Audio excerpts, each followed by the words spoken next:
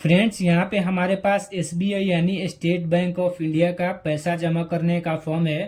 तो इस फॉर्म को मैं कंप्लीट भर के बताऊंगा कि आप लोग भी इसको कैसे भर सकते हैं। तो यहाँ पे देख सकते हैं, मैं इस दोनों सेक्शन को भरूंगा, दोनों भरना होता है, तो मैं भर के बताऊंगा कि आप कैसे भर सकते हैं। तो इसको भरने के लिए सबसे पहले यहाँ पे देख सकते हैं एसबीआई लिखा हुआ है।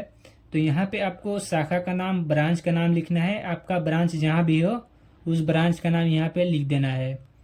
उसके बाद यहाँ पे डेट दिया हुआ है। तो डेट में आपको जिस डेट को ये फॉर्म को फिल कर रहे हैं उस डेट को यहाँ पे फिल करना है। उसके बाद यहाँ पे नाम दिया हुआ है फुल नेम। तो इसमें आपको अकाउंट जिसका है उसका नाम यहाँ पे लिख देना है सही सही। उसके बाद यहाँ पे अकाउंट नंबर का यहाँ पे देख सकते हैं बॉक्स दिया हुआ है।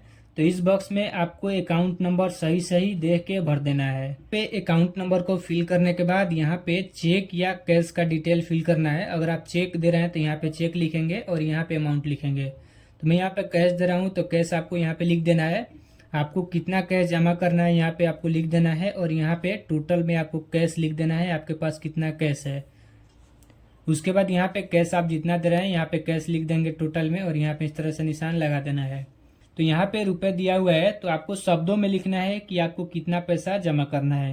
तो इस तरह से आप हिंदी या इंग्लिश में लिख सकते हैं कि आपको कितना पैसा जमा करना है। उसके बाद ये कंप्लीट होने के बाद ये डिटेल भी फिल करना है, तो मैं इसको भी बता देता हूँ। तो यहाँ पे आपको फिर से ब्रांच का नाम लिखना है। आपका ब्रांच जहाँ भी हो ब्रांच का नाम लिख देना है।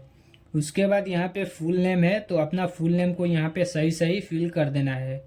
उसके बाद यहाँ पे देख सकते हैं चेक जमा, यहाँ पे चेक का डिटेल, अगर आप चेक दे रहे हैं तो चेक का डिटेल भरना है। तो मैं चेक नहीं दे रहा हूँ तो इसको छोड़ देता हूँ।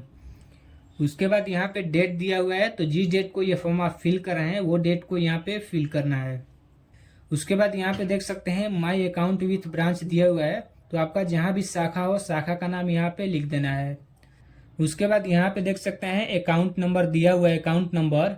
तो आपको अपना अकाउंट नंबर को सही सही इस बॉक्स में भर देना है। अकाउंट नंबर को भरने के बाद यहाँ पे मोबाइल नंबर का ऑप्शन दिया हुआ है। तो इस बॉक्स में आपको मोबाइल नंबर अपना सही सही फिल करना है। उसके बाद यहाँ पे कैश का डिटेल देना है। आपके पास कौन कौन सा कैश है आपको इस तरह से फिल करना होगा। जैसे कि यहाँ पे देख सकते हैं नोट दिया हुआ है, इसमें नोट दिया हुआ है जो नोट है। और उसके बाद यहाँ पे इसमें आपको कैश का डिटेल फिल करना होगा। जो आपके पास नोट है उसका डिटेल फिल करना है। जैसे कि यहाँ पे 500 का नोट 10 यहाँ पे मैंने फिल किया हुआ है। हमें टोटल 5,000 रुपया जमा करना है। तो इस तरह से आपके पास जितना भी कैश होगा, कितना भी नोट होगा, इस तरह से मल्टीप्लाई में इस तरह से लिख देना है और टोटल यहाँ पे लिख देना है। उसके बाद टोटल करने के बाद यहाँ पे जितना आ रहा है अमाउंट, टोटल अमाउंट, उसको इस तरह से लिख देना है। उसके बाद ये निशान इस तरह से लगा देना है।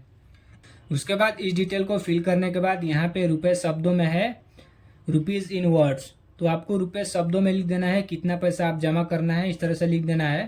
तो मैंने लिख दिया है, आपको भी इस तरह से लिख देना है।